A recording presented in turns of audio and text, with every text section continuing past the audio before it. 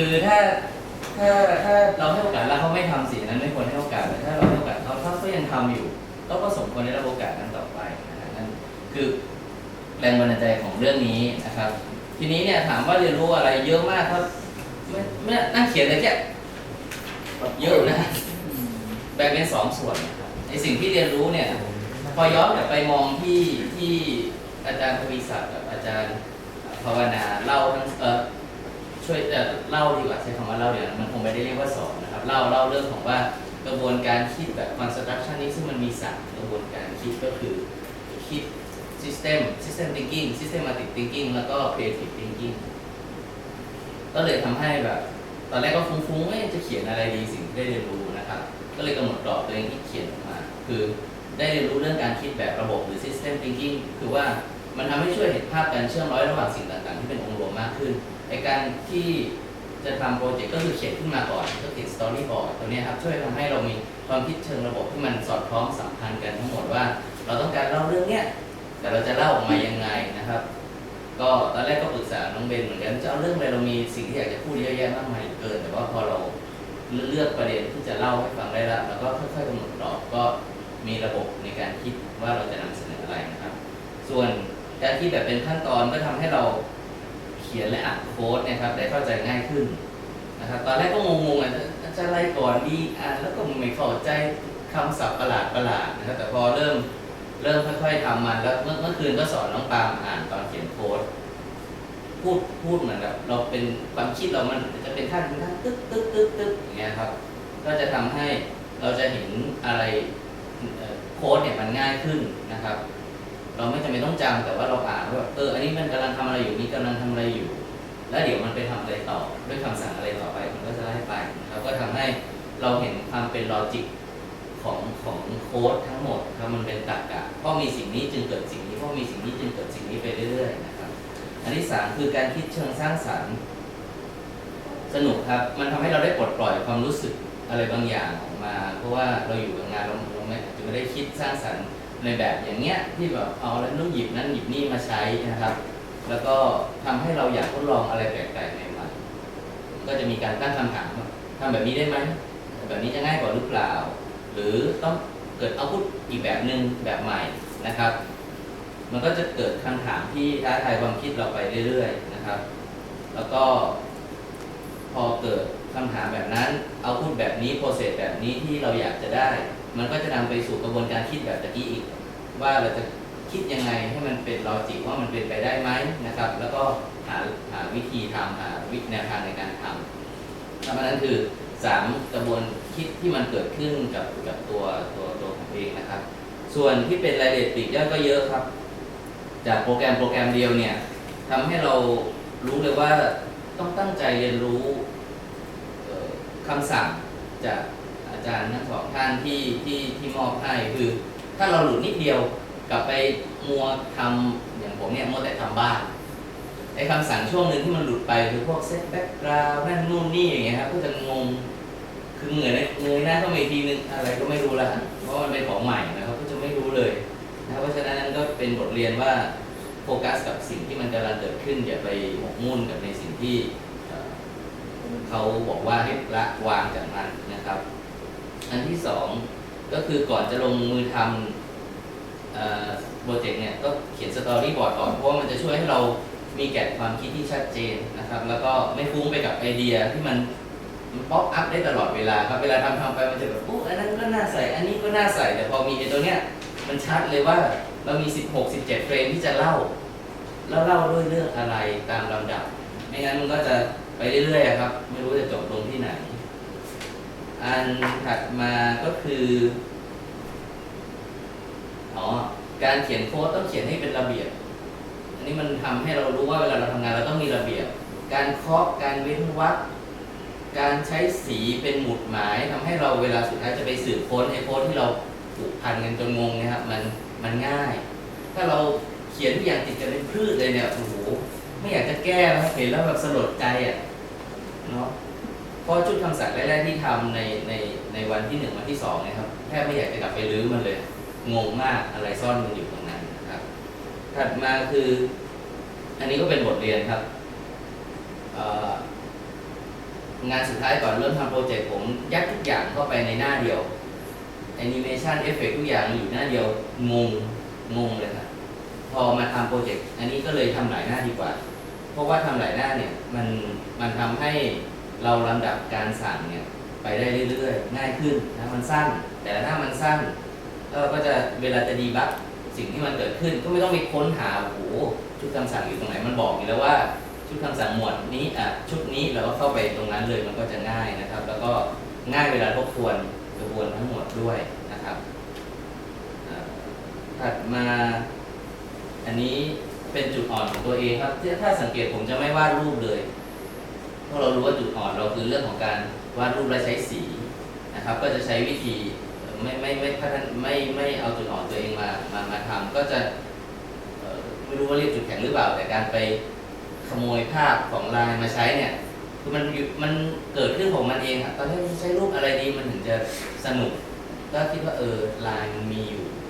ก็เลยใช้วิธีเนี่ยครับสนิปหน้าจอแล้วเอามาใช้ได้เลยปุ๊บมันก็จะมีตัวไลน์ออกมาเยอะแยะนะครับถัดมาคือเวลาคิดไม่ออกให้หยุดอย่าฝืนถ้าบางทีฝืนไปแล้วมันก็จมหยุดคิดไปทำอย่างอื่นไปเปลี่ยนอิริยาบถสัก5 นาที 10 นาทีเราก็จะได้ไอเดียใหม่ๆที่กลับมาแก้ปัญหาที่มันคิดไม่ออกได้นะครับอันที่10คือต้องหมั่นทดลองรันคำสั่งคือแต่ละหน้าก็มีเลยให้มันลองรันดูเพราะว่าทุกครั้งที่เรารันเราจะเห็นว่าเรามีบั๊กอยู่ตรงไหนบ้างดีกว่าทำทีเดียวเสร็จแล้วมารันมันก็จะโอ้โหบั๊กเพียบนะฮะอันนี้พอจบหน้านี้ก็เคลียร์บั๊กหมดจบหน้านี้ก็เคลียร์บั๊กหมดมันก็จะแก้ปัญหาที่จุดเล็กไปได้ครับข้อ11คือเหมือนที่น้องแอ้ว่าต้องมีสติต้องรอบคอบเพราะว่าโปรแกรมเนี่ยมันวางยาให้อันดูได้ครั้งเดียวคือสลดใจมากวันแรกแล้วเซฟเขาสุดท้ายเมื่อไหร่กี่หน้าหายไปโอ้เพราะฉะนั้นถ้าหน้าแดงหูแดงหมดแต่พอเราระลึกเสมอว่ามันอันดูครั้งเดียวอ่ะจะลบจะแก้อะไรเราจะแบบมองตรง command center ตลอดไม่ใช่ครับตรง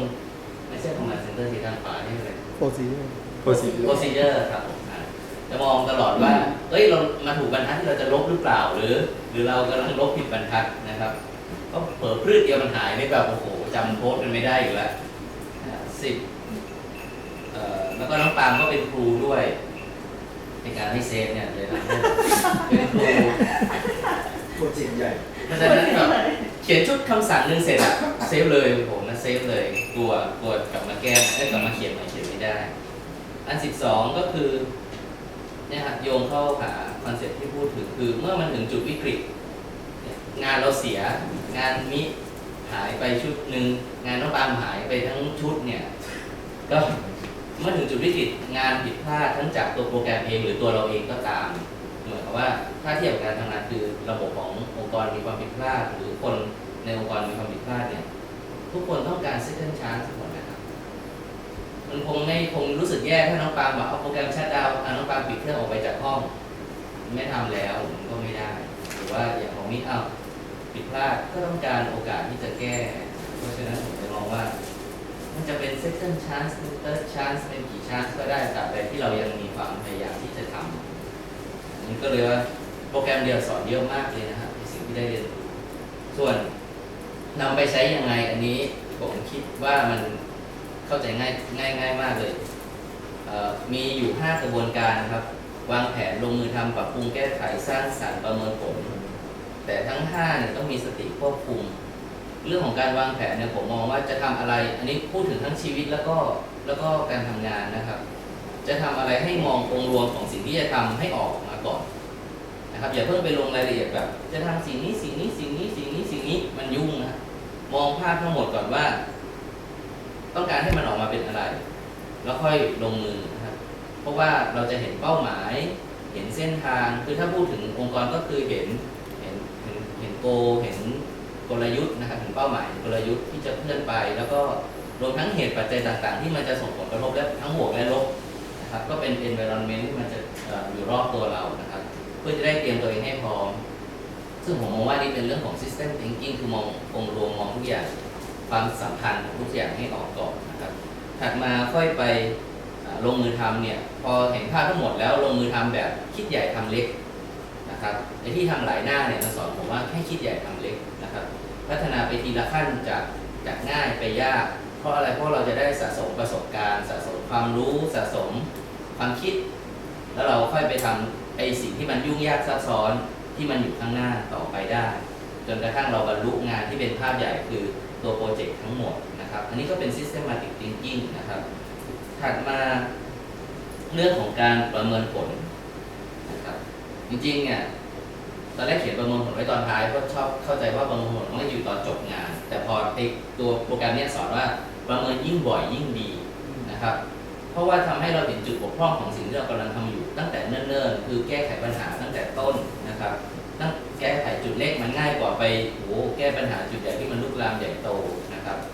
ถัดมาพอเราประเมินผลแล้วเนี่ยเราก็จะนำสู่การปรับปรุงแก้ไขขณะที่ลงมือทำแล้วเกิดปัญหาเนี่ยให้ใจเย็นตั้งสติก่อน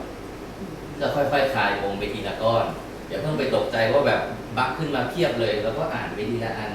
อันนี้คำสั่งไหนที่ผิดอยู่เต่าตัวไหนที่มันไม่ทำงานนะครับก็ค่อยๆพิจารณาไปแล้วโฟกัสที่จุดนั้นเวลาแก้ก็แก้ไปทีละจุดนะครับแล้วก็ต้องมีความเชื่อแล้วก็มั่นใจว่าทุกปัญหามันมีทางออกก็ในเมื่อมันเราปลูกบั๊กขึ้นมาเองเราก็ต้องแก้บั๊กด้วยตัวเราเองได้นะครับอันถัดมาคือเรื่องของการสร้างสรรค์นะครับถ้าเราไปถึงจุดที่ความรู้เดิมไม่สามารถแก้ไขได้แล้วหมกมุ่นอยู่กับมันแก้ไม่ได้ให้หยุดคิดและใช้ปัญญาพิจารณาหาคำตอบแทนเพราะว่าเวลาเราใช้ความคิดเราจะเอาประสบการณ์เอาความรู้เดิมมาใช้ซึ่งมันหาทางออกไม่เจอนะครับแต่ถ้าเราหยุดคิดแล้วกลับมาพิจารณาด้วยเหตุและปัจจัยอย่างเป็นกลางถ้าที่เราไปปฏิบัติก็คือไม่มีกิเลสครอบงำความคิดเนี่ยก็จะทำให้เราไม่มีทัศนคติเจือปนเลยเราจะมองหาเหตุของมันเท่านั้นแล้วก็มันจะไปสู่ผลได้ยังไงนะครับเราก็จะไม่ใช้ฐานความรู้เดิมมาแก้ปัญหาเพราะการทู่ซีมันไม่นำไปสู่การแก้ไขปัญหานั้นแล้วนะครับก็ต้องเปลี่ยนเนี่ยมันจะนำไปสู่อีกอันหนึงก็คือการคิดค้นสร้างสรรค์รูปแบบวิธีการใหม่ๆในการแก้ปัญหาซึ่งนั้นผมมองว่ามันเป็น creative thinking แล้วมันออกมาเป็นซึ่งนวัตกรรมใหม่สำหรับเรามันไม่อาจจะใหม่ของคนอื่นก็ได้แต่มันใหม่สำหรับเรานะครับถัดมาคือการมีสตินะครับไม่ว่าจะเป็นเนี่ยทั้ง4พาร์ท5พาร์ททั้งเรื่องการวางแผนการลงมือทำการประเมินผลการปรับปรุงแก้ไขนะครับแล้วก็การสร้างสรรค์เนี่ยมันต้องมีสติกำกับตลอดเวลาเพื่อไม่ให้ตัวเองหลุดไปจากกรอบสิ่งที่เราทำอยู่ตรงหน้านะครับสุดท้ายจริงๆก็คือว่าดีใจที่ทุกคนเปิดรับตอนไปปฏิบัติธรรมทุกคนก็เปิดรับทุกคนมีองค์ของตัวเองอยู่แหละแต่ว่าทุกคนก็พร้อมเปิดใจที่จะรับรู้สิ่งใหม่ๆนะครับเพราะฉะนั้นถือว่าเป็นการเปิดโอกาสให้กับตัวเองแล้วก็มันไม่จำเป็นครับว่าเราทำวันแรกหรือครั้งแรกมันจะออกมาดีนะมันไม่ได้ดั่งใจคิดหรอกนั่งสมาธิก็เตลิดเปิดเปิงนะครับนั่งทำโปรแกรมกับบั๊กเพียบลั่นก็ไม่ได้นะครับแต่ว่าถ้าทุกคนมีความเพียรพยายามอย่างมีสติก็คือถ้าทู่ซีเนี่ยมันขาดสติแล้วแต่ถ้าเรามีความเพียรที่มีสติเราก็จะได้เรียนรู้สิ่งใหม่ตลอดเวลานะครับเพราะฉะนั้นผมเลยมองว่าไม่ว่ามันจะสำเร็จหรือมันจะผิดพลาดแต่ผิดพลาดหรือไปไม่ถึงเป้าหมายก็ตามเนี่ยแต่ว่าถ้าเราเรียนรู้ทุกสิ่งที่มันเกิดขึ้นมันไม่มีคำว่าล้มเหลวเลยนะจะสำเร็จหรือจะผิดพลาดแต่ถ้าได้รู้มันไม่มีคำว่าล้มเหลวนะครับเพราะอย่างน้อยเนี่ยเราได้ลงมือทำและเราก็เรียนรู้จากโอกาสที่เราได้แล้วนะครับมันจะไม่มีคำว่าไร้ค่าไม่มีเลยคำว่าไร้ค่าครับผมนี่ก็เป็นการที่จะนำไปใช้กับชีวิตครับขอบคุณมากครับ